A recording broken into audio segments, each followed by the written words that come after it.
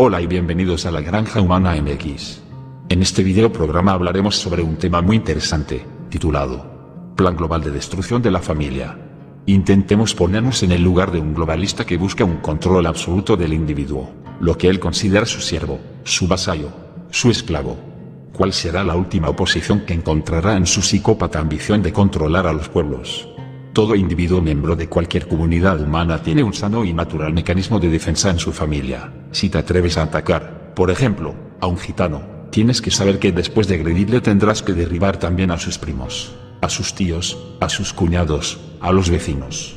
Si llevamos esto a un nivel más amplio, comprendemos que el proceso globalizador tiene como mayor enemigo a la unidad familiar. Si el individuo no tiene familia, queda indefenso a cualquier ataque gubernamental. Si el individuo no tiene padre que le infunda coraje y osadía, estará sin defensa ante el adoctrinamiento secular del establishment. Si un individuo no tiene madre que le dé cariño y protección, el poder político podrá criar a esa persona al antojo de sus intereses.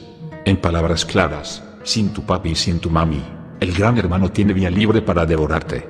Adam Weishaupt, los iluminados de Baviera, dijo: se buscará la destrucción de la familia. Charles Darwin dijo una vez: si podemos motivar a las mujeres a ir detrás de los beneficios materiales, dejarán de tener hijos.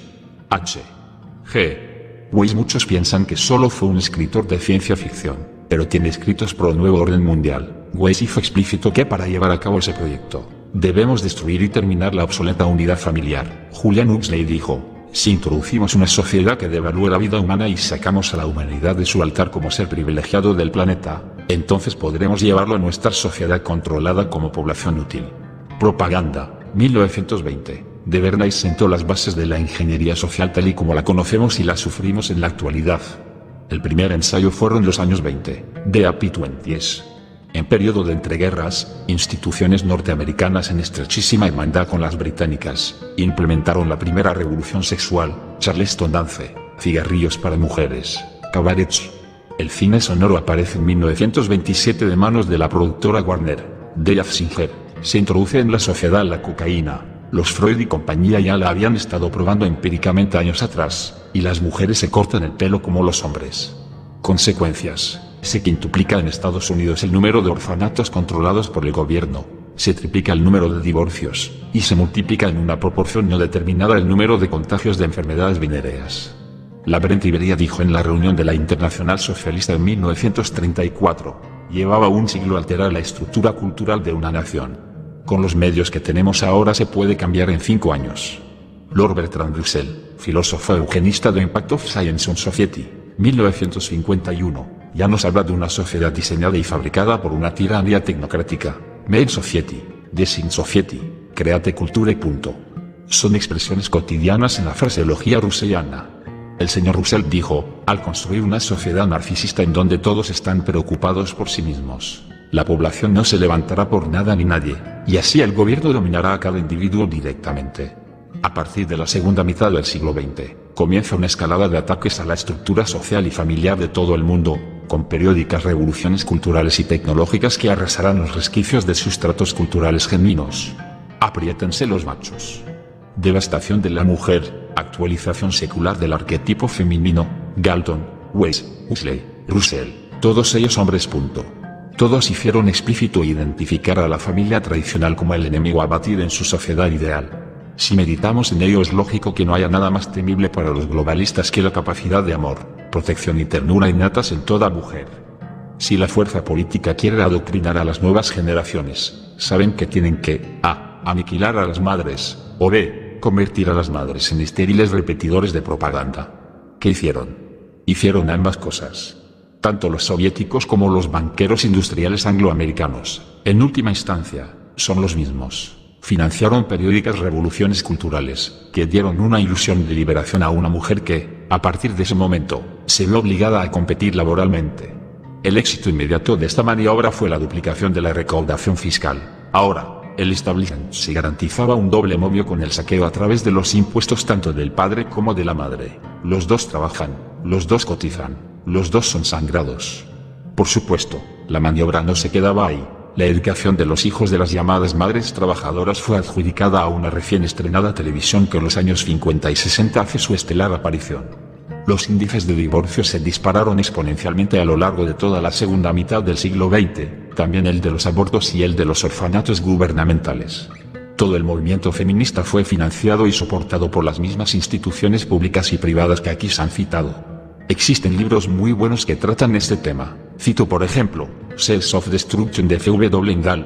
La implementación de todo esto fue, y es, global, y aunque Europa y Estados Unidos fue su laboratorio de pruebas original, en el siglo XXI ya se puede evaluar su alcance. Millones de mujeres incapacitadas y lisadas científicamente para ejercer como tales, como esposas, como madres, como compañeras de vida. El Novus Ordo Seclorum busca la erradicación de las diferencias sexuales en su dimensión sacra y eminente. Por ello, la mujer moderna es solo mujer en el aspecto exterior que aún tiene utilidad publicitaria y económica. Si las mujeres cada vez son menos mujeres, ¿qué está ocurriendo con los hombres? Devastación del varón, actualización secular del arquetipo masculino. ¿Qué está ocurriendo con los hombres? Lo mismo que con las mujeres.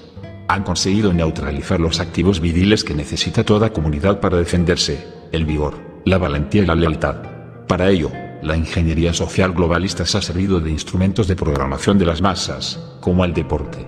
Los instintos tribales de agrupación y defensa son controlados a través de espectáculos deportivos. Han conseguido que la furia de un varón ante la injusticia, la barbarie y el ultraje, se controle y se canalice a través de la simpatía sentimental hacia un equipo deportivo. Han conseguido disfrazar el sentimiento de pertenencia a una comunidad con los colorines de las camisetas, las mascotas y los aros olímpicos. Han conseguido captar la atención del varón con una simulada pantomima de valores heroicos, sin ningún heroísmo ni ningún valor. Eso es el deporte. Otro instrumento para desvirilizar al hombre moderno e incapacitarlo de cara a la formación de una familia ha sido el erotismo. La psicología conductivista aplicada a las masas sabe que un varón bombardeado con estímulos eróticos constantes acaba acostumbrándose al contenido erótico de tal forma que su libido queda desvigorizada y reducida a lo estrictamente biológico genital. Algunos lectores jóvenes se sorprenderán, pero así es. Cuanto más derroche de energía sexual, menos virilidad. Más claro, cuanta más pornografía, menos fuerza viril. Esta emasculación espiritual del varón y la animalización de su sexualidad favorece una trivialización del adulterio, en la actualidad generalizada en todos los países occidentales. A quien no le quede claro que el varón es cada vez menos viril, menos leal y menos vigoroso. Existen otras herramientas importantes en la desvirilización del hombre moderno, como la industria farmacéutica, la industria alimenticia o la industria del entretenimiento. Incluso en términos cuantitativos y físicos, la OMS reconoce que la calidad del esperma de la población estadounidense se ha reducido en los últimos 30 años a niveles inexplicables. Algo parecido pasa con los europeos y con todos los varones de un mundo ya globalizado. ¿Y si todos reconocen que este mundo ya está globalizado? Yo pregunto, díganme, señores, ¿quién lo ha globalizado? Esto es clave. La familia no ha muerto en menos de un siglo por un proceso natural. Se ha cometido un asesinato con alevosía. Existen presupuestos anuales de millones de dólares dirigidos a instituciones, fundaciones y think tanks que buscan optimizar el control tecnocrático sobre una población valorada como un rebaño de ovejas. Departamentos militares, servicios de inteligencia, ministerios públicos, instituciones filantrópicas. Todos persiguen un mismo objetivo, llámenlo socialismo si quieren, y verán en qué polémica se meten. La mayoría de los profesionales involucrados en estos organismos no saben, ni quieren saber, para qué agenda están trabajando, y se limitan a actuar según su adiestramiento profesional. El 99,99% de los psicólogos, psiquiatras, sociólogos, educadores, relaciones públicas, publicistas, burócratas varios, van a preferir desoír esta información por una cuestión de mera supervivencia de mentalidad de rata. Siempre van a argumentar, yo solo hago mi trabajo. ¿Y cuál es ese trabajo? Romper la barrera que protege al individuo de un establishment político muy interesado en controlar cada faceta del ciudadano global. Esa barrera es la familia, y ese ciudadano eres tú. Adolescencia perpetua. Dr. Eric Trist usaba técnicas de manipulación psicológica para prolongar la adolescencia. Parte de ese 0,01% consciente de quién es y qué hace, fue Eric Trist, psicólogo que estudió en Yale School of Business, y fue alumno de B.F. Skinner. Trist observó la posibilidad de modificar la conducta, de hecho, lo llaman conductivismo, behaviorism, a través de ciertas técnicas. Existe una palabra clave en el conductivismo de masas: crisis. ¿Cuál es la época más crítica de todo ser humano? La adolescencia. Por ello, se busca prolongar la adolescencia de la población en sendos límites para prefabricar una sociedad global infantil, inmadura, descentrada, irreflexiva, dispersa, distraída y maleable. En civilizaciones normales, la adolescencia era un corto y natural lapso de tiempo, 1 o 2 años, a los 15 o 16 años, que precedía las responsabilidades de la vida adulta. Tras 100 años de trabajo de los think tank globalistas, la adolescencia es un amorfo tiempo extendido desde los 10 años hasta unos indeterminados 30 y tantos, o incluso más. Saben que la mejor forma de garantizar la erradicación de relaciones interpersonales profundas es instigar a tener varios compañeros sexuales durante los críticos años de la adolescencia. Saben que la promiscuidad asegura en la sociedad la incapacidad de aceptar un compromiso amoroso como base para la formación de una estructura familiar. Saben cómo demoler una estructura social sana, porque llevan siglos estudiándolo. A través del más media se sexualizó a los prepúberes y se prolongó el infantilismo en edades avanzadas, tal y como el Dr. Trist teorizó hablando de lo deseable que era lo que él llamó adolescencia perpetua. ¿Por qué hacer de la población mundial una masa eternamente adolescente? El adolescente es subconsumidor nato. El adolescente gasta más. El adolescente es pusilánime. Y sobre todo, el adolescente no es ni un niño ni un adulto, es decir, es completamente dependiente y, al mismo tiempo, es incapaz de formar una estructura familiar independiente. Abrid los ojos y mirad a vuestro alrededor. Medios y herramientas de propaganda global. Joseph Goebbels, profundo conocedor y admirador del trabajo de Bernays, dejó en sus escritos sobre Weltanschauungskrieg en 1939. En las próximas décadas tendremos medios suficientes para modificar completamente la percepción que el europeo tiene del mundo. Esos medios ya lo señaló Levin y después Russell eran medios técnicos, o en definitiva, tecnológicos. La propaganda se serviría de los nuevos medios de comunicación que aspirarán a tener un alcance global a lo largo de todo el siglo XX. La industria del deporte. Goebbels dijo con referencia a los Juegos Olímpicos de Berlín en 1936, este grandioso evento será la demostración experimental que mostraremos al mundo de nuestras ideas. El poder propagandístico del deporte es inmenso en la sociedad global. Incide con virulencia en la emotividad de las masas para transmitir contenidos pseudoheroicos a niños y adultos. Erradica las referencias viriles genuinas de la cultura, para sustituirlas por modelos comportamentales prefabricados. Por ejemplo, un niño hindú normal crecía escuchando historias de Arjuna, un niño español normal se criaba escuchando leyendas del Cid Campeador, o un niño egipcio normal aprendía de los relatos que escuchaba de Dulnun. En el mundo globalizado, esa autenticidad cultural fue sustituida por Leo Messi, Cristiano Ronaldo, Kobe Bryant, Tiger Woods, Michael Phelps y compañía. La industria del cine. Si el deporte es la principal herramienta de propaganda global sobre los instintos activo masculinos, la industria del cine se sirve de la pasividad inherente a todo espectador para llevar a cabo una profundísima manipulación psicológica. Que nadie lo dude, el cine es un medio propagandístico. Como industria nació en Los Ángeles a principios del siglo XX, y en él siempre prevaleció la producción por encima de cualquier dirección artística o trabajo interpretativo a sueldo. El dueño de una película es siempre el productor. El cine no es un medio artístico en el que se insertó una industria. No. Es una industria de propaganda en la que dentro existen destellos artísticos que en última instancia están a sueldo de la producción. En palabras aún más claras, el cine no es el séptimo arte, sino que es y siempre fue desde su aparición la principal herramienta de propaganda global. Sobre todo después de la crisis de los años 40, el cine de Hollywood ni tan siquiera es rentable en términos económicos. De nuevo, la financiación de una herramienta propagandística, en este caso, el cine, todo ello, se apoya en una sofisticada estructura de fundaciones, entidades privadas y subvenciones públicas más interesadas en su función propagandística y publicitaria. ¿Os habéis preguntado cuánta gente tendría que ir al cine y pagar su entrada para pagar los caches de Steven Spielberg, Angelina Jolie o Tom Hanks? No hay gente ni salas de cine en el mundo suficientes para sufragar esas cifras. Hay otros financistas y otros intereses. ¿Cuál es la función simbólica de una estrella? La de guiar, la estrella polar, o el crucero del sur, nos guía. La estrella de Oriente guía a los Reyes Magos. Alguien bien guiado es alguien con estrella. Obsérvese que se ha creado un explícito sistema de estrellas, Star System, literalmente así llamado. La población mundial es guiada científicamente por unas referencias comportamentales sistematizadas, las estrellas de cine.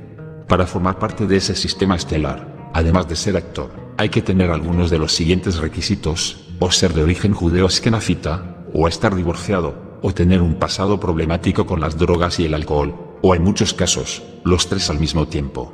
De forma descarada, Algunas de estas referencias estelares se presentan como embajadores de buena voluntad de la ONU, otros como caballeros de la Reina de Inglaterra, y otros directamente como directores y miembros de entidades educativas, academias artísticas, fundaciones filantrópicas, ministerios de cultura, universidades varias.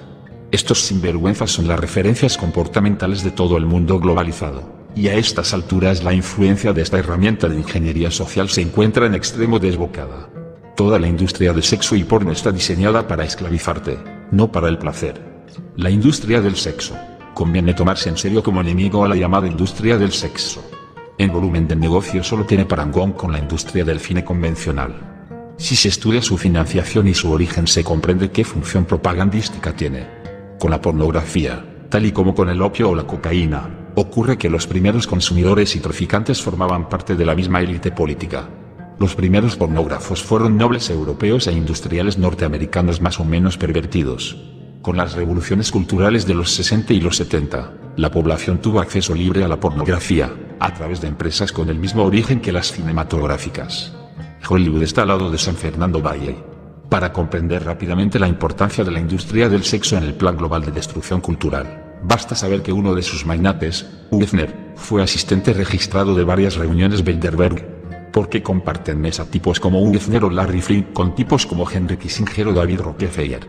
Insisto en que hay que tomarse en serio la amenaza de la industria pornográfica. Ataca y arrasa cimientos culturales con poquísimo esfuerzo, rápido y en masa. No se trata solo de que el onanismo desvitalice al consumidor de estos contenidos hasta límites que prácticamente ningún moderno va a reconocer por un hipócrita pudor.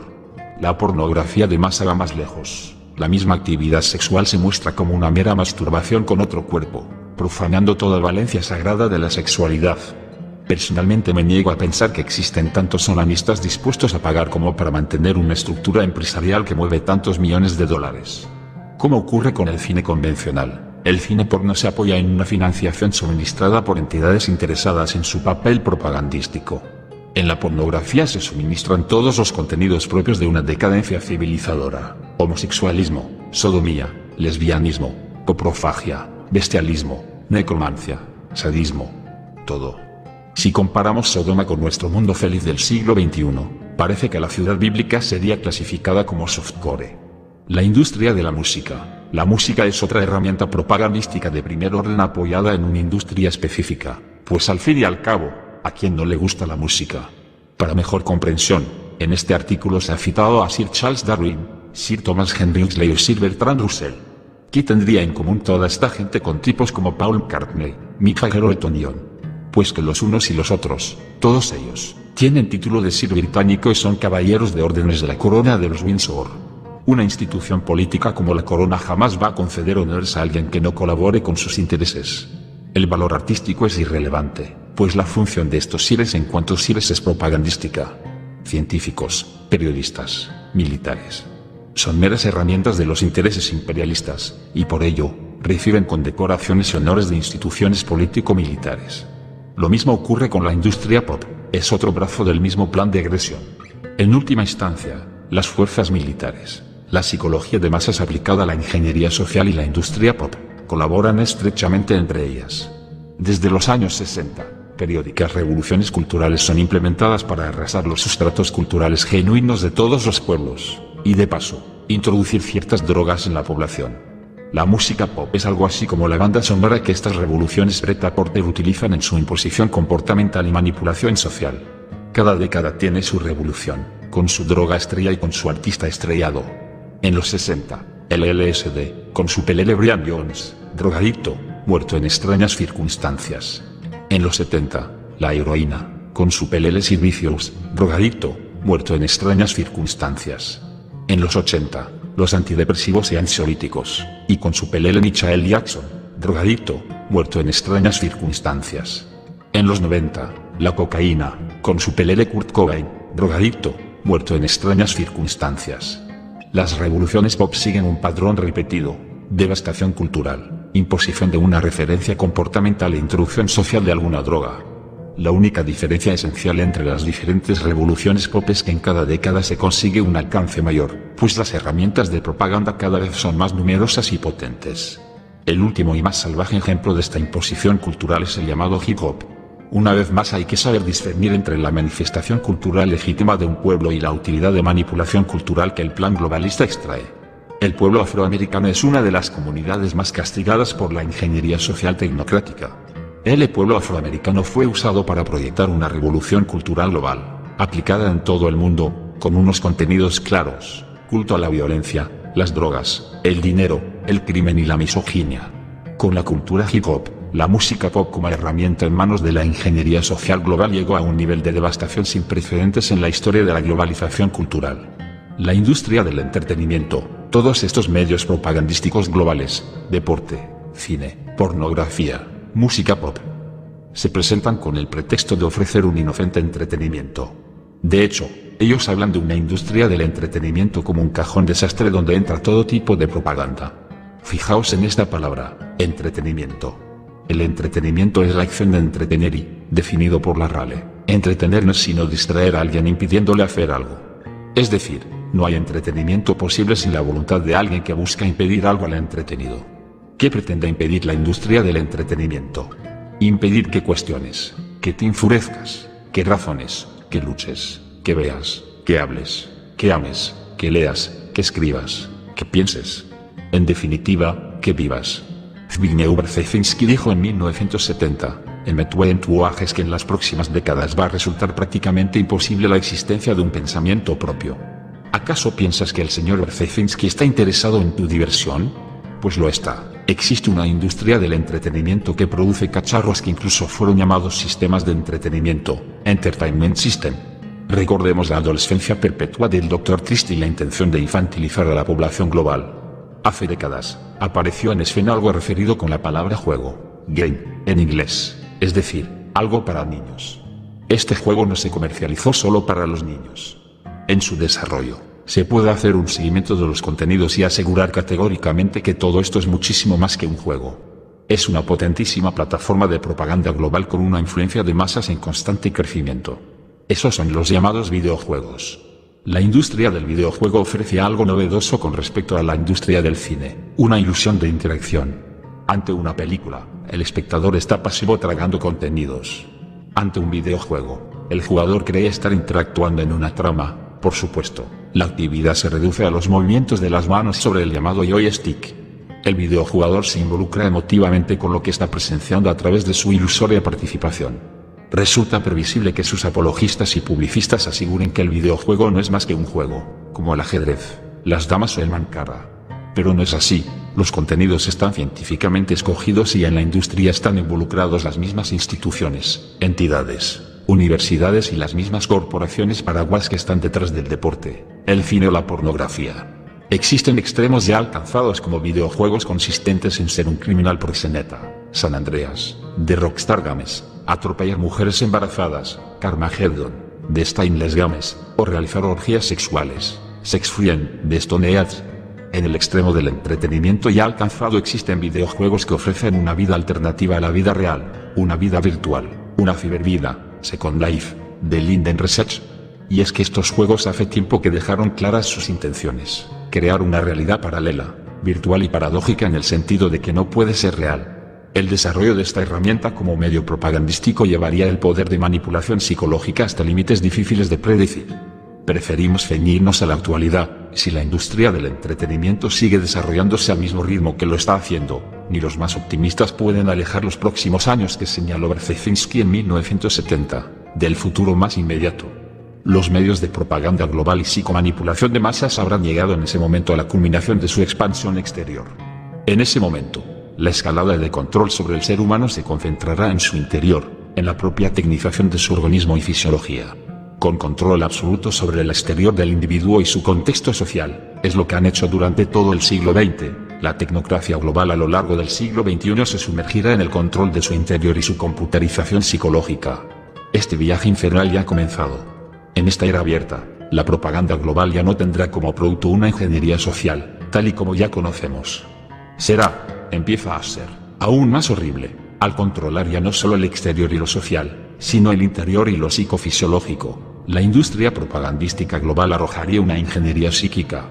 El siglo XXI se presenta así para la tiranía científica, la sociedad, lo que ya Lebón valoró como masa, y ya está controlada, Ahora resta controlar directamente al individuo.